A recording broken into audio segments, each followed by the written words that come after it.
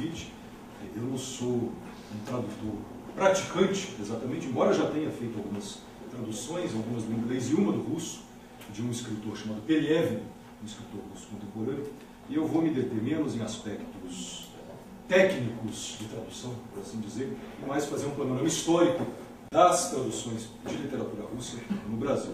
Um momento propício para isso, o espírito do tempo é muito favorável para se falar de traduções de literatura russa entre nós, porque acho que todo mundo sabe, de alguma maneira, que é um processo, um fenômeno cultural dos mais significativos esse. Então, recuando até o começo das traduções da literatura russa no Brasil, elas estiveram ligadas inicialmente a um grande momento de boom da literatura russa que acontece na França na década de 80 do século XIX. Antes disso, a literatura russa era conhecida e comentada muito esporadicamente, aqui e ali, mas ela se torna um processo em grande escala e com uma presença crítica, não só de traduções, mas também de ensaios críticos significativa a partir da metade dos anos 80 do século XIX. É um momento bem específico, tem uma vasta bibliografia comparatista que estuda esse fenômeno, e há uma conjuntura favorável para isso, um contexto histórico, que é basicamente a aliança franco-russa, a aliança militar entre a França e a Rússia, porque a França estava ainda no rescaldo da surra que ela tomou durante a Guerra Franco-Prussiana. Então ela se alia aos russos, que eram a antiga bête noire da opinião pública esclarecida europeia. O despotismo russo era proverbial entre os intelectuais europeus, mas a França faz essa aliança, e aí estudar e traduzir temas russos fica uma coisa da ordem do dia. Se torna uma coisa não só popular, mas também autorizada oficialmente, e com subsídios estatais. Começam a aparecer em traduções, estudos sobre literatura russa, e o principal desses estudos, que é uma espécie de ponta de lança desse momento, é um livro muito famoso, certamente o texto mais influente da história da crítica literária sobre a literatura russa, é um livro chamado O Romance Russo, de um escritor francês chamado Vogüé.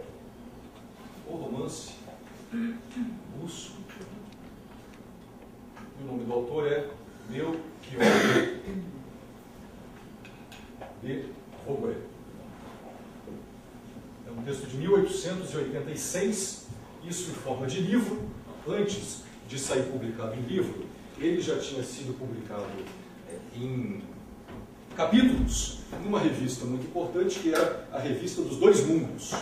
Ele tinha saído entre 1883 e 1886, quando sai o último capítulo desses ensaios do Vogüé sobre um conjunto selecionado de romancistas russos. Aí então o livro é publicado numa ordem diferente daqui dos artigos que tinham saído na Revista dos Dois Mundos. Eles tinham saído uma ordem não cronológica, e depois para o livro o Vogüé enfeixou esses artigos de forma cronológica. Então são artigos sobre Turgenev, sobre Gogol, sobre Pushkin, sobre a literatura russa medieval, sobre Tolstói e sobre Dostoiévski. Ele para ali, para nesse ponto.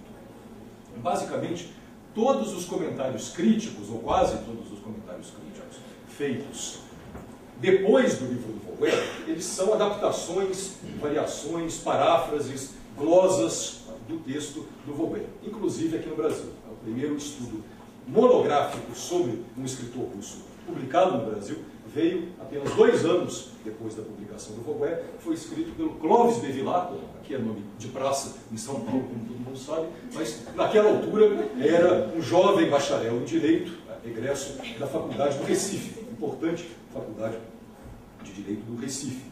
Então, o Bevilacqua escreveu um artigo sobre Dostoiévski, justamente, que é uma variação, um comentário sobre as ideias do Melchior de Vogüé. Ele dá um toque local às ideias do Vogüé, algum sabor especificamente brasileiro para aquilo, mas é uma variação dos temas do Vogüé. E esse ensaio do Vogüé deslanchou, então, ou foi a ponta de lança de um processo mais geral, que incluía também traduções, e traduções em grande escala, em grande número. Na França, dessa época, virou uma espécie de piadinha dizer que os russos estavam dando o troco com livros pela invasão napoleônica de 1812. Então, Napoleão tinha invadido com um exército em 1812 e 70 anos depois, um pouco mais, os russos estavam dando troco em romances caudalosos. Então, esse tipo de piada era comum, ideias de inundação, falava-se de uma inundação russa, romperam-se os diques, ou então de uma avalanche russa. Então, isso pipoca pela imprensa francesa, e como a França tem esse local central que nós conhecemos na cultura internacional, isso se espalha pelo mundo também, tá? Chegando inclusive muito rapidamente até a América Latina. E o que aconteceu com as editoras? Elas montaram verdadeiras linhas de montagem, né, de tradução de literatura russa. Um esquema quase fordista mesmo, né, de tradução de literatura russa. Perceberam que era um filão muito grande. Para isso contribuiu o fato da Rússia não ser signatária da Convenção de Berna. Eu acredito que quem mexe com tradução aqui talvez já tenha ouvido falar disso. Convenção de 1886, exatamente dessa época, que regulava os direitos autorais. Foi a primeira tentativa europeia, em grande escala. Havia leis nacionais de direitos autorais, ou seja, um escritor francês era protegido pela legislação francesa, mas ele podia ser traduzido na Inglaterra sem que pagassem direitos autorais para ele. Tá? Então a Convenção de Berna tentava regulamentar isso no nível internacional. E a Rússia não assinou essa convenção de início, tá? E, portanto, podia-se traduzir, tá, liberalmente, né, as obras literárias russas sem a gentileza, tá, de pagá-los, de pagar os autores pelas obras traduzidas. No caso do Tolstói, isso não era um grande problema, porque o Tolstói liberava mesmo os direitos autorais. Tá? Tinha gente que escrevia para ele perguntando: mestre, né? Essa era geral a forma de tratamento padrão. Mestre, posso traduzir a sua obra? Lhe devo alguma coisa por isso? Aí ele nunca cobrava por isso, que seria um contrassenso, já que ele mesmo, na Rússia, estava num processo longo, complicado, como todo mundo sabe, né, de abrir mão dos direitos da própria obra dentro da Rússia, para desespero da mulher do Tolstói. Um ponto nevrálgico daquela briga chatíssima e extensa dos dois, que já gerou tanto romance e tanto filme.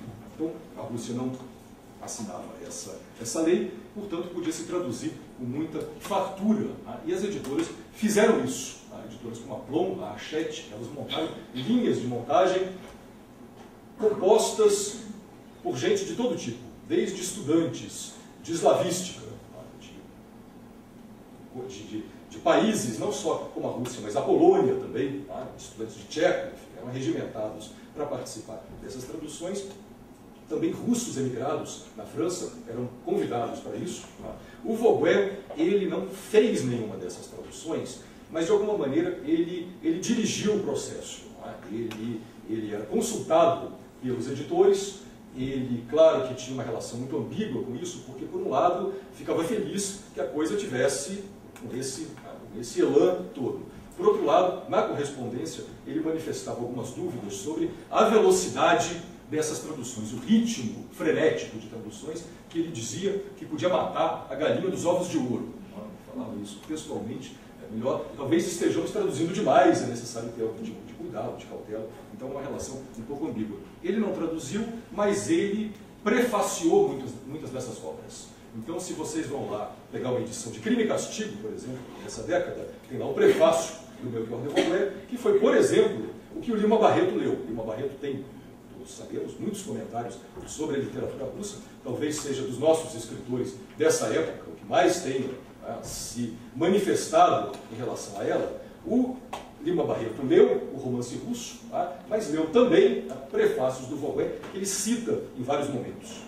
Então, esses prefácios, de alguma maneira, reproduziam e arrematavam, corroboravam, modificavam um pouco, em alguma medida, as teses que estavam expostas nesse ensaio. De modo muito rápido, e esse não é o ponto aqui da comunicação, o que o Vauguin sugeriu? Ele sugeriu que os russos eram uma espécie de corretivo piedoso, de tipo religioso, em última análise, ao naturalismo francês. Então ele fez uma dicotomia entre, separando os naturalistas franceses, de um lado, Zola, sobretudo, que segundo o Vauguin seriam cerebrais, técnicos, cientificistas, eles teriam perdido, como dizia o Vauquer, o contato com as grandes questões da vida. Perderam o contato com os grandes temas, com as grandes questões da vida, da morte, de Deus, do homem, e estavam preocupados apenas em, isso segundo Vauquer, sempre, tá, gente, em destrinchar cientificamente um aspecto epidermicamente visível.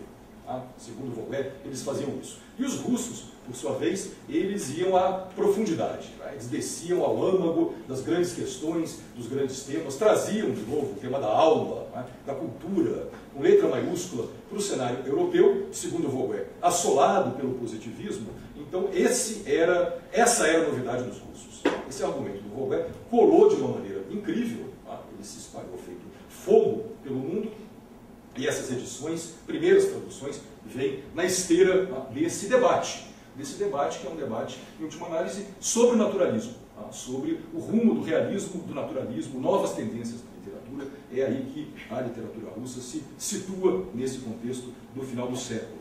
Essas traduções francesas, elas foram legião, portanto, como eu falei, de qualidade muito variável. Costuma-se falar muito mal dessas primeiras traduções francesas, mas não é justo reduzi-las a uma coisa só. Elas tinham diferenças de qualidade, sem dúvida nenhuma, de escopo. Tá? Algumas eram muito bem feitas, porém, com aquele padrão que todo mundo que mexe com tradução já estudou a história da tradução, sabe? De um certo, ou considerável, em alguns casos, polimento. Polimento francês de arestas, mais ou menos danoso, dependendo do escritor, mas algumas faziam apenas isso, se a gente pode chamar de apenas. Outras eram verdadeiras adaptações. Tá? Adaptações e mutilações. O próprio Vauquer tinha, de alguma maneira, pressentido isso. Tá? Ele e um escritor francês chamado Fleury, Jean Fleury, eles diziam o seguinte, que para serem apreciadas pelo público francês, talvez os romances de Dostoiévski tenham que ser remontados e revisados. Tá? Remontados e revisados. Tá? Fugiam demais de um padrão, tá, beletrístico, ao qual, segundo eles, o público francês estaria acostumado. Tá? Então, algumas editoras mantiveram as obras mais ou menos íntegras, agora outras mudaram bastante. Tá? O autor, o responsável, ou culpado, como preferir, das maiores atrocidades desse momento, foi um tradutor de origem russa, chamado Alterin Kaminsky, ou Kaminsky, como diriam os franceses.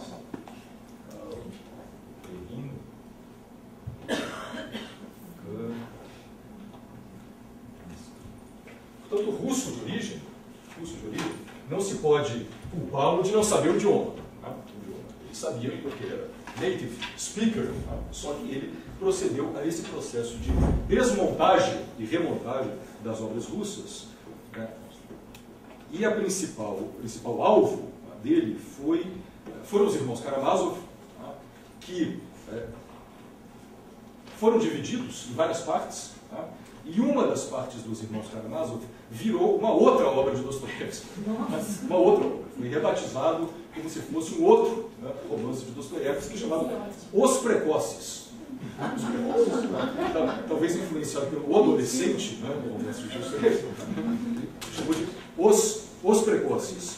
E no caso das notas do subsolo, ou memórias do subsolo, do subterrâneo, como preferirem, o que ele fez foi o seguinte: ele pegou as notas do subsolo propriamente, que nós conhecemos, e fundiu esse texto, reduziu o texto, tá? Reduziu consideravelmente. Ele pegou uma outra novela de Dostoiévski, o Raziaika, a Senhoria, como a Fátima traduziu, tá? Ele juntou uma com a outra e ele escreveu uma passagem intermediária ligando uma coisa com a outra. Claro, porque fazia sentido depois que juntasse obras diferentes. Então, como o negócio não ficava sem pé nem cabeça, o tradutor, magnanimamente, providenciou um trecho de sua própria lavra que fazia a ponte entre uma coisa e outra. Muitas coisas dessas aconteceram no final do século XIX, também há um trecho das Notas de Inverno sobre Impressões de Verão, chamado Ensaio sobre o Burguês. Esse é o título mesmo do trecho que Dostoiévski deu, mas isso foi tirado do texto dostoiévskiano e virou uma obra à parte também. Foi publicado como O Ensaio sobre o Burguês, um livro separado da narrativa de viagem de Dostoiévski. Então tinha muita gente que dizia, nesse final de século, que havia uma consciência crítica em relação a muitas dessas traduções, sobretudo as mais visivelmente modificadas. Muita gente dizia que as traduções não eram feitas em francês, mas sim em halperinês. Halperinês, uma homenagem tanto duvidosa, ambígua, ao nome do Alperin Kaminsky, Alperinoise, como diriam os franceses, em halperinês. Mas, novamente, gente, muitas dessas traduções eram, pelo menos, razoáveis. É o caso de Crime e Castigo, por exemplo, é o caso dos demônios, que em francês seria como os possessos, é o caso do idiota, por exemplo. Nessas não há trechos faltando, parece básico, né, dizer isso, mas não há trechos faltando, a obra não é integral, agora, com algumas polidas, no aspecto geral, condensação de parágrafos, por exemplo, isso também acontecia, quando Dostoiévski separava, as pessoas uniam, e quando Dostoiévski separava, unia, eles quebravam os parágrafos, esse tipo de coisa acontecia com muita frequência, tá? Mesmo nessas obras melhores a que eu me refiro. Essas traduções foram hegemônicas até a década de 20, mundo afora, sobretudo no mundo mais ligado à esfera de influência francesa, como é o nosso quinhão, o nosso rincão, o nosso extremo ocidente, como já foi definido uma vez. Mesmo no caso de países centrais, como a Inglaterra e a Alemanha, mesmo esses lugares tinham uma dependência grande das traduções francesas. Por exemplo, Nietzsche, todo mundo conhece aquela opinião do Nietzsche sobre Dostoiévski, porque Dostoiévski foi o único que me ensinou algo em matéria de psicologia. Uma frase famosa do Nietzsche e do Nietzsche. Então isso ganha uma repercussão muito grande. Só que o Nietzsche leu as Notas do Subsolo exatamente nessa edição estrupiada francesa, exatamente nessa mesma. E há vários casos disso, de gente tecendo conclusões críticas muito relevantes, fundamentais até, pertinentes, a propósito do tema, a partir de edições muito estrupiadas. Isso no Brasil acontece muitas décadas depois ainda. É o caso do Augusto Maia, grande crítico gaúcho, brasileiro, que tem um ensaio famoso sobre Machado de Assis, acho que muita gente deve conhecer, sobre o homem subterrâneo, em que ele compara justamente o Machado ao homem do subsolo de Dostoiévski, que foi o primeiro no Brasil a fazer essa comparação com tanta ênfase, e do ponto de vista literário, isso em meados dos anos 30. E ele faz comentários sobre as Notas do Subsolo, e ele tem em mãos exatamente essa edição, que eu já mencionei para vocês, a edição estrupiada. Então ele comenta lá certos personagens, certos trechos das Notas do Subsolo, comparando com o Machado, que não estão nas Notas do Subsolo. Eles estão nessa tradução, nessa adaptação esquizofrênica do Kaminsky do final do século XIX. Agora, o problema disso tudo é que ele chegou a conclusões críticas brilhantes. Ele revolucionou a machadiana brasileira a partir de uma edição estrupiada. Então fica aqui a provocação para os nossos tradutores, estudiosos, sobre qual o grau de... Claro que edições diretas e boas são desejáveis, isso não discute, mas qual o grau de transmissão, se há uma passagem tão direta assim, da qualidade da tradução para o que acontece no mundo da cultura. É algo a ser pensado. Isso depois o professor João discute com o grupo, porque certamente dá muito pano para manga. Então, essas edições francesas foram hegemônicas no mundo afora. As edições inglesas nessa época, inicialmente, eram baseadas nas francesas. Depois, logo no final do século XIX, a Inglaterra começa a produzir suas próprias traduções, a Inglaterra e os Estados Unidos, sobretudo através de uma tradutora que talvez tenha sido no mundo quem mais traduziu literatura russa até hoje, que é a Constance Gardner. Constance Gardner. Constance Garnett, na virada do século XIX para o XX, traduziu tudo o que vocês podem imaginar. Ela traduziu praticamente todo Tolstói, traduziu quase todo Dostoiévski, traduziu Turgenev, traduziu muita coisa também de Pushkin e Gogol, começou a traduzir o Chekhov, e Gorky, que estava aparecendo naquele momento, começou a traduzir isso, traduziu a Oblomov, Goncharov.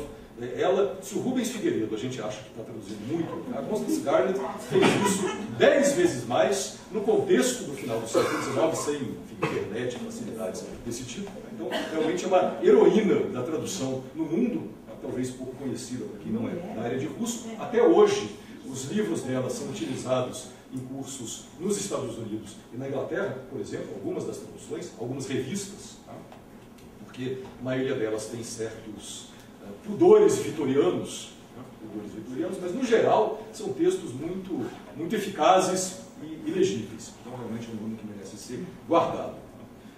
No Brasil, portanto, praticamente não há, nesse momento, traduções para o português.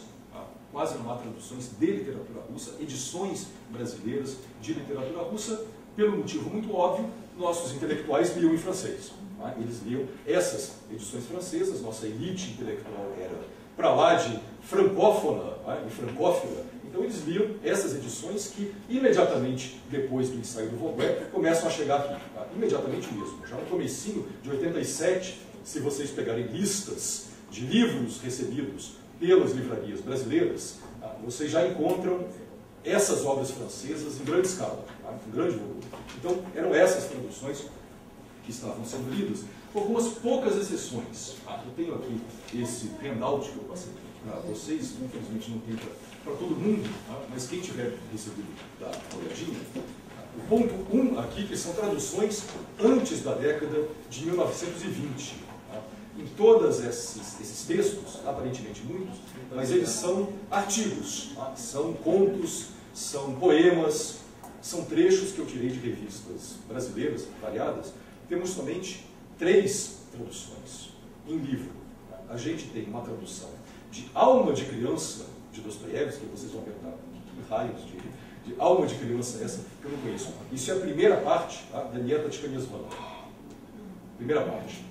É um desses exemplos de transformação de um pedaço de um romance de Dostoiévski em uma obra à parte. Então eles pegaram a primeira parte desse romance inacabado de Dostoiévski, que ele estava escrevendo quando foi preso na Sibéria, e isso virou Alma de Criança, uma outra obra de Dostoiévski, que sai nessa editora do Rio pela coleção Chic, C-H-I-C, Chic, Alma de Criança.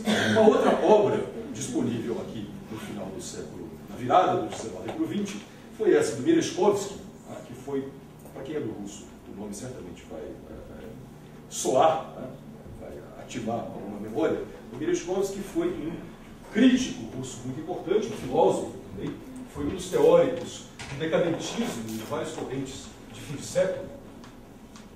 Para quem não tem o texto, Dmitri